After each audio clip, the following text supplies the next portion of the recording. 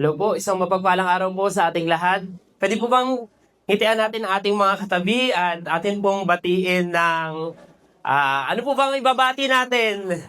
Happy Hearts Day! Yan. Isang magandang umaga na punong-puno ng pag-ibig sa bawat isa po sa atin. Pwede po bang bago tayo magsimula, tayo po isaglit na pumikit na tayo po manalangin sa ating Panginoon. Tayo po'y manalangin, dakilang Ama, maraming salamat po sa araw na ito na pinagkaloob mo sa amin. Salamat po, Panginoon, sa iyo pong pag-ibig na amin pong nararanasan at kami po yung maasa na patuloy na mararanasan namin, Panginoon. Salamat dahil ang pag-ibig mo, Panginoon, ay wagas sa bawat isa. Ang iyo pong Panginoon, pag-ibig ay dalisay, Panginoon, at sariwa sa bawat umaga. Kaya sa umagang ito, Panginoon, ang dalangin po namin, ang iyo pong banal na Espiritu ang kumausap sa bawat isa. Buksan mo po ang aming pangunawa, ang aming pong isipan, ang aming mga puso, upang sa pagbubulay at pag-aaral namin ng iyong mga salita, Panginoon, ang pagpapala, Panginoon, na galing sa iyo ay maranasan ng bawat isa. Maraming salamat po, Panginoon. Ikaw po ang manguna sa bawat isa. Sa pangalan ni Jesus na aming Panginoon at tagapagligtas. Amen. Sige po. Bigay po natin yung best clap offering sa ating Panginoon.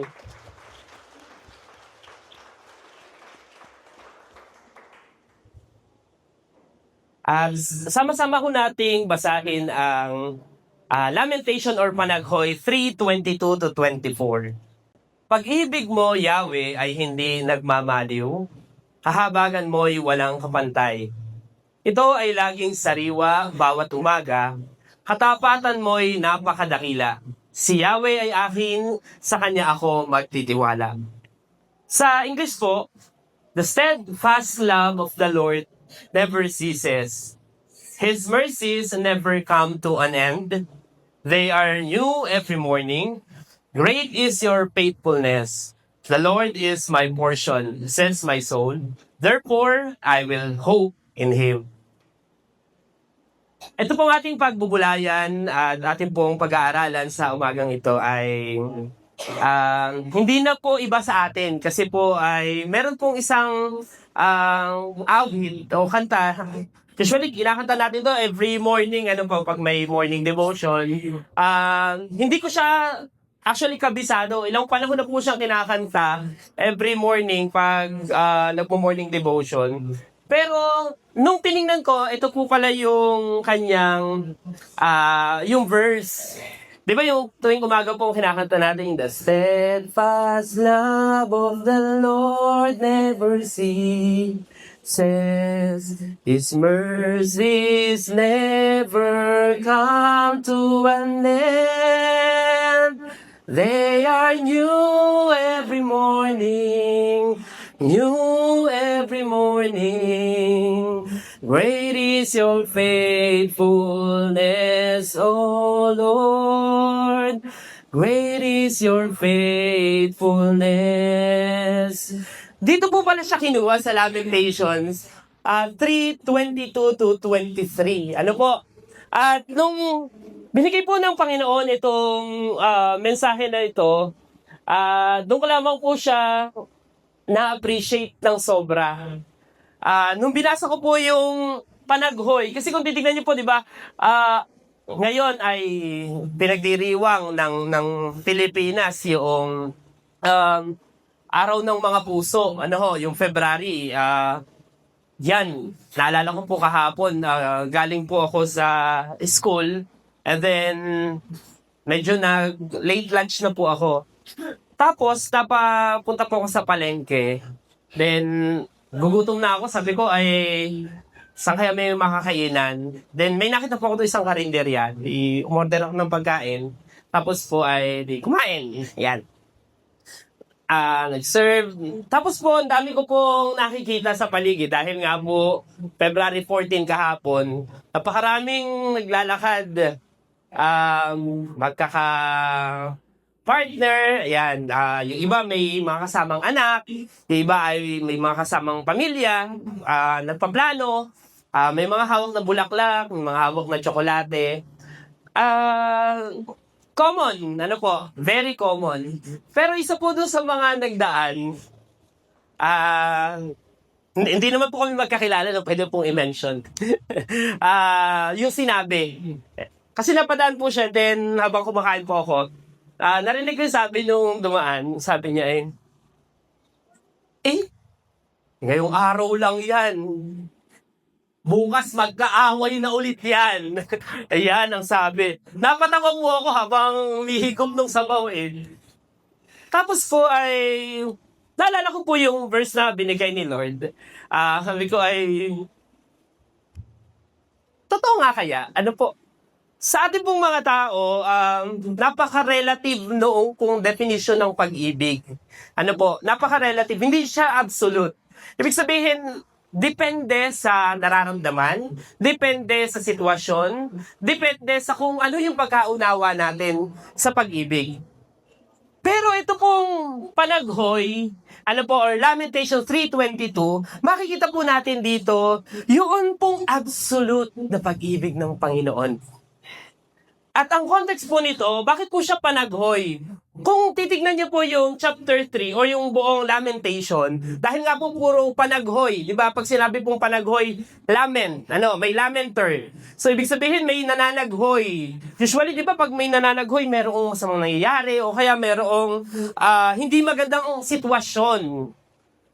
Doon po sa chapter 3, kung babasahin natin, talagang puro mga po siya nandun yung pagpaparusa ng Panginoon. Kasi nung panahon po na ito, ang context po niyan, ang Israel po ay sakop ng Babylon. So, wasak ang kanilang templo, talagang sila ay nasa pinaka-down na sitwasyon. At yung lamenter po, na sumulat nito, ay, ang dami yung sinabi doon sa mga una. And then, ito po yung makikita natin. Ang sabi dito, pag-ibig mo, Yahweh, ay hindi magmamaaliw o nagmamaaliw. Kahabagan mo'y walang kapantay. Ito'y laging sariwa bawat umaga. Katapatan mo'y napakadakila. So sa mga sitwasyon na pinagdaraanan nila, nabanggit ito noong nananaghoy o noong lamenter. Ano po? Meron po akong tanong sa inyo, bago ho tayo magpatuloy. Ano yung pakiramdam po ng isang taong may minamahal? Yan. Ano po? Ano ba yung naramdaman natin nung unang naramdaman natin na tayo ay may minamahal o may nagmamahal sa atin? Very relative po ito, no? Hindi ko po yan nilagay, intentionally hindi ko nilagay dyan na ano yung pakiramdam ng isang taong in love. Ano po? Kasi malilimit. Ano po? Yung taong may minamahal, napakadami po, napakalawak po ng salitang may minamahal. Minamahal yung kanyang asawa, yung kanyang mga anak, yung kanyang pamilya, mga magulang, mga kamag-anak, mga kaibigan. Ano po? Ano yung pakiramdam? At ano po yung ginagawa naman ng isang taong nagmamahal? Yan. Kung halimbawa ay pwede natin sabihin dito sa unahan, ano po, pwedeng sabihin na nasa cloud nine lagi. Parang laging nasa ulap. Ano po, lalo na sa mga kabataan. Ano, pag halimbawa, pinag-usapan natin yung parang na in love. Ayan. Di ba parang nakatulala, parang gusto mo siyang laging makita. Ano, gusto laging kasama. Yan. So sa ating pamilya, gusto natin laging kasama sa mga anak natin, sa mga, sa mga magulang, ano po. At tapos, yung ginagawa ng isang taong nagmamahal, sabi ng ilan ay nagsasakripisyo. Yan. Sabi naman ng ilan ay gusto ko laging kasama siya o sila. So very, very, very varied. Yun pong ginagawa ng isang taong nagmamahal. Ano po? At sa atin pong konteksto, pag-usapan po natin o himayin po natin itong Lamentations 3 verses 22 to 23 hanggang 23 po. At isa-isahin po natin kung ano po yung description o yung description ng pag-ibig na pinakita ng Panginoon. Unahin po natin yung steadfast love of the Lord never ceases. Ito po yung unang part noon pong verse 22. Pag sinabi pong hindi nagmamaliw, kung babasahin po natin yung definition niya, ito po ay di nawawala. Di ba pag sinabing nagmamaliw, nawawala, naglalaho. Pag sinabing hindi nagmamaliw, always present. No, ibig sabihin, laging nandyan. Ang pag-ibig ng Panginoon ay hindi nagmamaliw. Hindi po sinabing, dito, no? Kasi always present. Hindi sinabing, mahal tayo kahapon, tapos ngayon hindi na. Hindi rin sinabing mahal tayo ngayon, bukas, pwedeng hindi na tayo mahal ng Panginoon. Hindi po sinabi. Ang sabi rito, hindi nagmamaliw. Medyo malalim na Tagalog po ito or malalim na Filipino translation. Ano po? Pag sinabing nagmamaliw kasi ay yung nawawala. So pag hindi nagmamaliw, always present. Ang tao kapag nagmahal, sabi nga natin kanina, it's very relative. Depende dun sa definition, depende sa sitwasyon. May pagkakataon na talagang parang, ka na siya parang absolute na yung nararamdaman ko. Parang hindi na siya magbabago. Pero may mga pagkakataon na napakatagal, parang, po nangyayari? May fluctuating doon sa nararamdaman. Merong parang pabago-bago. And worst case scenario, may mga ilan po na nawawala na yung pagmamahal. Pero kay Lord po, baliktad. Always present. Ang pag-ibig ng Panginoon ay hindi nagmamaliw. So, ibig sabihin po, kay Lord, merong forever. Ayan. Amen po ba? Sa pag-ibig ng Panginoon, may forever. Ibig sabihin, laging nandyan. Sa mga panahon na parang feeling natin, wala naman nagmamahal sa akin, ang pag-ibig ng Panginoon ay hindi nagmamaliw. Sa kabataan na nag-aantay pa, no? O naghahanap. Nakakatuwa, lagi niyong tatandaan, lagi nating aalalahanin, si Lord, ang pag-ibig hindi nagmamaliw. Minahal niya tayo noon, minamahal niya tayo ngayon, at mamahalin niya tayo sa susunod pang mga panahon. Amen po ba? Steadfast love of the Lord. Kaya po masasabi natin, mahal ako ng Diyos kahit, hindi po yung mahal ako ng Diyos dahil, hindi po yun eh. Kasi di ba pag sinabing dahil, merong reason. Halimbawa, mahal ako ng Diyos dahil ako'y mabait. Mahal ako ng Diyos dahil ako ay lagi nasa church. Mahal ako ng Diyos dahil ako ay laging nagpe-pray. Di po yun eh. Mahal tayo ng Panginoon. Kahit kayo na po ang pagdugsong. Kahit ako'y makasalanan. Mahal ako ng Panginoon kahit ako'y makulit. Ako'y pasaway. Minahal ako ng Panginoon kahit nung panahon na ako ay rebelde. Mahal ako ng Panginoon. And take to church. Minahal tayo ng Panginoon doon sa mga panahon na tayo ay hindi ka mahal-mahal. Amen po ba? Kaya si Lord, yung kanyang pagmamahal, the steadfast love of the Lord never ceases. Nung binukulay ko siya, sabi ko, Lord, grabe ang iyong pagmamahal sa amin. Pinakita mo talaga na hindi nagmamaliw ang iyong pag-ibig. At laging nandyan, always present. Nandyan, may mga moment na parang feeling natin, wala naman nagmamahal sa akin. Laging tandaan natin to. Yung kanta, mas mabilis nating matatandaan no? Pag meron hong hymn. Tandaan na lang ho natin yung Lamentations 3:22-23. Doon po yung kinuha. At dahil always present, ito pa isang maganda po rito, no? Always present ang pagmamahal ni Lord, hindi nagmamaliw. Ito pang isang maganda. Sa pagmamahal ng Panginoon, sa pag-ibig ng Panginoon, wala pong makapaghihiwalay sa atin sa pag-ibig ng Diyos. Amen po ba? Naniniwala po ba kayo ron? Na ang pag-ibig ng Diyos, walang makapaghihiwalay sa atin. Bukod sa lagi na siyang nandyan, hindi nawawala ang pag-ibig ni Lord. Hindi tayo, o hindi mawawala yung pag-ibig ng Panginoon para sa atin. Pwede mo tignan niyo yung katabi niyo? At sabihin natin, kapatid, mahal ka ng Panginoon. Plus factor na lang yung may nagmamahal sa'yo na iba. Pero lagi nating tatandaan, bago ka pa minahal ng ating sawa, magulang, ng boyfriend, girlfriend, una na tayong minahal ng Panginoon. At yung pagmamahal ng Panginoon, hindi nawawala. Ang sabi sa Romans chapter 8, verses 35 to 39, at dito ko kinuha yon, sino ang makapaghihiwalay sa atin sa pag-ibig ni Kristo? Ang kaguluhan kaya? Ang kapighatian? Pag-uusik? Pagkagutom? Kahirapan? Panganib? O kamatayan? Ayon sa nasusulat, dahil sa inyo'y buong araw kaming pinapatay, turing nila sa amin ay mga tupang kakatayin lamang. Hindi! Sa lahat ng mga ito, tayo'y lalong higit pang magtatagumpay sa pamamagitan niya na nagmamahal sa atin.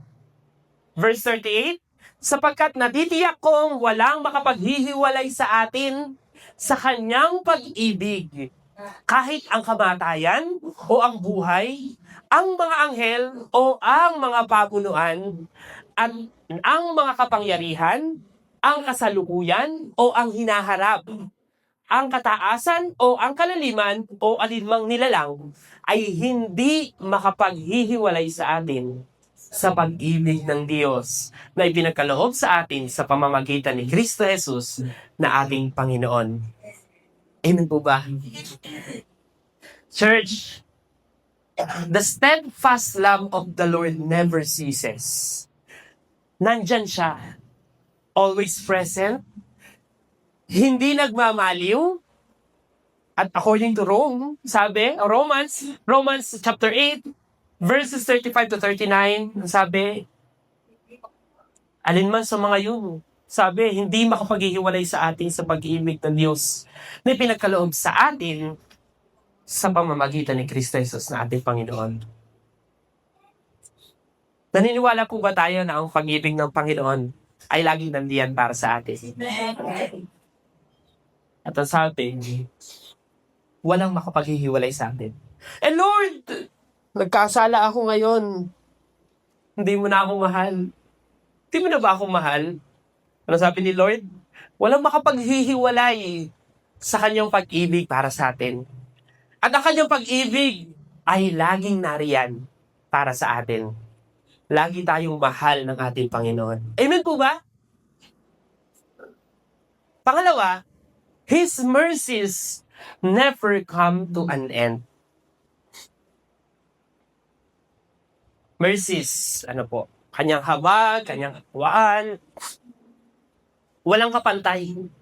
Incomparable. Sabi sa Tagalog, kahabagan mo'y walang kapantay. Pag sinabi pong walang kapantay, it's incomparable. Pag sinabing incomparable, pagdating sa pagpapatawad, walang tatalo sa ating Panginoon. Lord, siguro napakasama ako, hindi mo na talaga ako mahal. Hindi mo na ako kayang patawarin. His mercies never come to an end. Pag sinabi pong never come to an end, dire-diretso yan. Pwedeng straight, pwedeng pataas, pwedeng parabolic yung graph.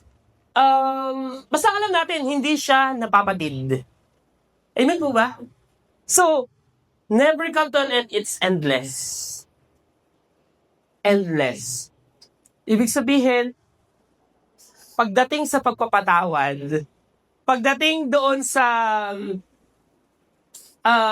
mga nagagawa nating mga hindi maganda, mga kasalanan, si Lord, mas malaki yung pag-ibig niya kaysa sa ating kasalanan. Amen po ba? Sa mga panahon na tayo nagkakasala, sa mga panahon na, nandito tayo sa earth, nandito tayo sa sanlibutan. nagkakasala ang tao. Pero ang pag-ibig ng Panginoon, hindi nawawala. Lagi nating tatandaan. At isang magandang bagay po na alam natin po, binigay sa atin ng Panginoon, na sa panahon na tayo nagkasala, at sa panahon na tayo humingi ng tawad sa ating Panginoon, ang sabi, His mercies never come to an end.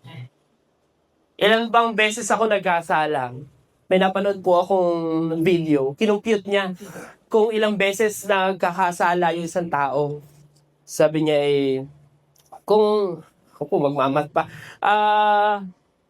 kung may 7 beses ka na pagkakasala sa isang araw, tapos nabuhay daw ng 70 years of age, yun daw yung i-multiply nyo na lang po times 365 times ilan po times 70, yun daw yung bilang nung kasalanan na nagagawa pero kahit bilangin natin yan, ang sabi ng Panginoon, His mercies never come to an end. At sa panahon na tayo ay tumalikod sa kasalanan at mag-repent sa ating Panginoon, humingi ng tawad, ito po ang sagot niya His mercies never come to an end. Lagi ang pag-ibig ng Diyos, ang kapatawaran ng Panginoon ay higit na mas malaki, mas malawak kaysa sa ating pong kasalanan. Amen po ba? Kaya, si Lord, nandyan lagi ang pag-ibig niya. It's always absolute. Yung pag-ibig ng Panginoon, hindi nagmamaliw. Laging nandyan sa atin. Minsan, ang nangyayari na lang po ay definition natin or description natin. Ako ay, ang sama-sama ng ugali ko. Hindi na ako mahal ng Panginoon. No, hindi. Kasi ang definition po natin, it's relative. Pero ang definition sa Bible, it's absolute. Ang pag-ibig ng Panginoon at ang kanyang habag ay walang hanggan. It's always present and it's incomparable and endless. Amen po ba? Amen. At ito po sa maganda, nililimot ng ating Diyos ang ating mga kasalanan. Naniniwala po ba tayo ron? Ang sabi po sa Hebreo chapter 10, verses 15 to 18, ang Espiritu Santo ay nagpapatotoo rin sa atin tungkol dito. Sinabi niya, ganito ang gagawin kong tipan sa kanila pagdating ng mga araw na iyon, sabi ng Panginoon. Itatanim ko sa kanilang puso ang aking mga utos at isusulat ko ang mga iyon sa kanilang mga isip. Pagkatapos ay sinabi pa niya, kalilimutan ko na ang kanilang mga kasalanan at kasamaan. Sapagkat ipinatawad na ang mga kasalanan, hindi na kailangan pang maghandog dahil sa kasalanan. Church, bukod doon sa steadfast love of the Lord never ceases, na laging nandyan, His mercies never come to an end. At dahil sa ginawa ng ating Panginoong Hesukristo, yung mga kasalanan ng bawat isa ay nililimot na ng Panginoon. Isang handog lang ang kailangan niya at naibigay na. Yun ay ang buhay ng ating Panginoong Hesukristo. Amen po ba? Kalilimutan ko na ang kanilang mga kasalanan at kasamaan. Sa atin, ilang tao, pag may nagkasala, sige, okay lang. Sige, isa lang naman wag ka na uulit. Pag umulit ka pa, ano mangyayari? Ay, pasensyahan na tayo. Minsan may mga ganong may mga ganong may mga ganong kondisyones. Pero kay Lord, wala Never come to an end yung kanyang mercy. Amen po ba? At nililimot na ng Panginoon ang ating mga kasalanan dahil sa ginawa ng ating Panginoong Hesukristo. Kaya kung tinanggap natin ng buong puso ang ating Panginoong Hesukristo, you are being justified. Amen po ba? Di ba sa atin po, pag may nagkasala, di ba, kaisa, dalawa, sabihin natin, ayan, huwag ka nang kasala ulit kasi baka hindi na kita mapatawad. Imagine niyo no, yung computation na yon, kung kinumpute po siya kung ilang daang libo yung naging resulta. Yun po ay sa 7 sins daw na tapos 70. Compute nyo na lamang po. Pero yun po ay ano daw lahat nililimot ng Panginoon dahil sa ating Panginoong Hesukristo. Amen po ba? Yan. Tayo, pag sinabi, nagkasala yung isa, minsan nagagawin ay, magbabalikan pa yung dalawang yan. I mean, magsusumbatan. Minsan may ganun ikaw nga, ganun lang ginawa. Ano ba, ako, ganito nga lang ginawa ko. Ikaw. Di ba may mga ganun minsan? Pero kay Lord, walang ganun. Amen po ba? Basta ang ating puso, handang humingi ng patawad sa ating Panginoon, handang magpakumbaba. Si Lord never come to an end. No, His mercies never come to an end. Pangatlo po, ito po, Romans chapter 5, verse 8, ngunit pinatunayan ng Diyos ang kanyang pag-ibig sa atin nang mamatay si Kristo para sa atin. Noong tayo'y makasalanan pa. Yan, ang sabi po ni Paul. Para sa atin noong tayo makasalanan pa. Si Lord namatay noong tayo makasalanan pa. They are new every morning. Ito po yung pangatlo. Yan. They are new every morning. Laging sariwa, always new, fresh. Ano po, pag sinabi pong, kung babasahin niyo po ito, they are new, bago, every morning. Ano pong meron kapag morning? Di ba pag morning po, bagong buhay, pagkagising sa umaga, binigyan tayo ng buhay ng Panginoon. Ano po? New beginnings. Ano pa? New life, new hope. They are new every morning. Ang pag-ibig ng Panginoon, ganito po, no? Kaya may tanong ako sa inyo kanina nung una. Di ba yung nararamdaman natin kapag tayo po ay nagmamahal, ayan, ay, di ba iba yung kakaiba yung pakiramdam na yung nararamdaman natin. Halimbawa, excited tayo, gusto namin siya laging makita. Pero sa paglipas ng panahon, alam po, may mga nabasa nga po kong kwento, meron daw pong span, nag-ano po ng kada taon ng pagsasama ng mag-asawa. Hindi ko na po babanggitin kung ano-ano po yung mga yun, depende rin po kasi yung unang-una, napaka-excited nyo na makita ang bawat isa. And then yung sumunod daw po, depende doon sa time. So, sabi po ng isang joke, pagdating daw doon sa isang period na yun, parang ayaw nang makita. Parang may mga ganun daw, Pero sa isang Kristiyano, naniniwala ko na dahil sa pag-ibig ng Panginoon ay pinatatatag niya lagi ang ating relasyon. Always new. Ibig sabihin, kung laging sariwa sa bawat araw, hindi nagbabago. Kung ano yung unang, yung pakiramdam, yung ginagawa ng isang taong nagmamahal hanggang sa dulo, yung pag-ibig ng ating Panginoon. Ganun siya, always new. No, they are new every morning.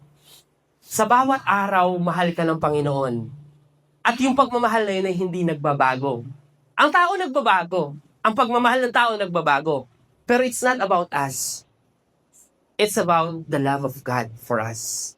Amen po ba? Yung pag-ibig ng Panginoon sa atin. Very relative ang definition natin ng pag-ibig. Pero si Lord, kung ano yung definition, it's very absolute. Laging sariwa sa bawat araw. So sa paggising natin sa umaga, mahal ako ng Diyos. I-declare natin yon. sa paggising natin sa umaga, imbis na sabihin ay na naman, problema na naman. Ayan, sumakit na yung ay nako, daming isipin. Wala pong masama, walang pagiging negative effect sa atin. Actually, may positive effect. Yung sa paggising natin, ay, salamat Panginoon sa panibagong araw ang pagmamahal mo sa amin o sa akin. Amen po ba? Yun po yung mga bagay na na libre. At maganda po na yun ang i-declare natin. Amen po ba? Yan. Lagi natin tatandaan, they are new every morning. Pag-ibig ng Panginoon, laging sariwa sa bawat araw. Hindi yan na, parang gulay, hindi yan nalalanta. Yung pag-ibig ng Panginoon, lagi, araw-araw, hindi nagbabago, laging sariwa, at ano po siya, hanggang dulo. Wala nga pong dulo eh. Tayo merong dulo. Pero ang pag-ibig ng Panginoon, walang hanggan. So araw-araw, imagine niyo ha, lalo na sa ating kabataan, wala namang February 14, wala man lang nagbigay sa akin ng, wala man lang, yung mga wala man lang, meron na. Yan, sa ating kabataan, sabihin niyo sa inyong mga kaibigan, pag may nakausap kayo, wala man lamang sa akin nagbigay ng walang nagmamahal sa akin, meron na. Yan, sabihin nyo, uy, alam mo, meron na. Yan. Nalaman namin. Binigay sa atin. Yan. So, meron na. Noon pa. Mahal na tayo ng Panginoon. Amen po ba? Amen. And the last one po is, great is your faithfulness. Ito po yung huling-huli. Great is your faithfulness. Napakadakilang katapatan. Sa Tagalog po, katapatan mo ay napakadakila, Yung great faithfulness, loyalty. Ayan. Ito pang isa. Minsan daw po ay yung word na loyalty,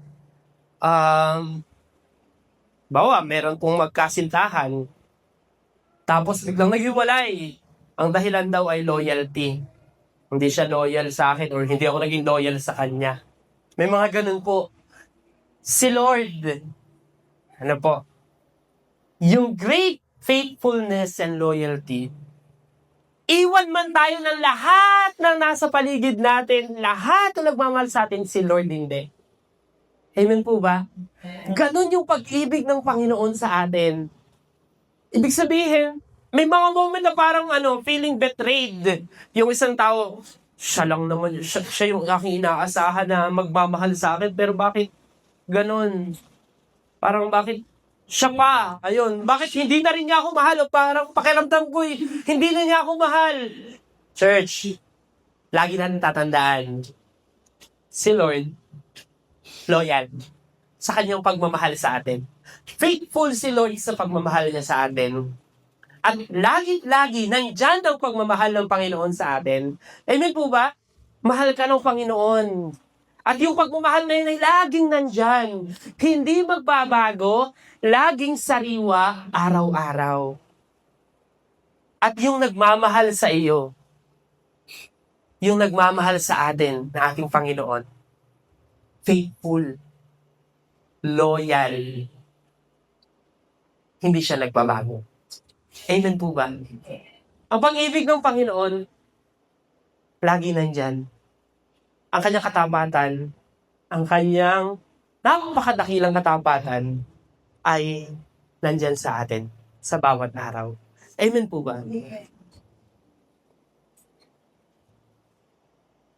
Ang sabi po, yung katapatan ng Panginoon ay lagi nandyan. Ang tao, di ba pag nangako, napapako. Pero si Lord, nung nangako, ano po ang ginawa niya? Yung kanyang anak ay ipinapako niya. Hinayaan niyang mapako para yung kanyang pangako ay hindi mapako. So kung ang Panginoon natin, ginawa iyon, ang ating Diyos na may ginawa iyon, ang ating Panginoong Jesucristo, inalay niya ang buhay para sa atin. Yun kayang pangako, yung simpleng faithfulness, yung simpleng loyalty, yan, hindi kaya yung bibigay ni Lord sa bawat isa. Siyempre, ibibigay niya sa bawat isa. Church, napakagandang i-commemorate, napakagandang alalahanin, at napakagandang i-celebrate na merong mga araw kung saan inaalala natin ang pag-ibig. Pero sa bawat araw, lagi po nating alalahanin at mas alalahanin natin si Lord, ang pag-ibig sa bawat isa ay hindi nagmamaliw. Walang hanggan. Laging sariwa sa bawat araw at laging bago ang kanyang pag-ibig sa atin. Hindi naluluma. Kung gaano kanya minahal nung ikaw ay sanggol pa lang o nasa sinapupunan pa lang ng iyong ina, hanggang ngayon, yun ang pagmamahal na binibigay sa atin ng Panginoon. At ang kanyang mga pangako, kanyang tinutupad. Amen po ba?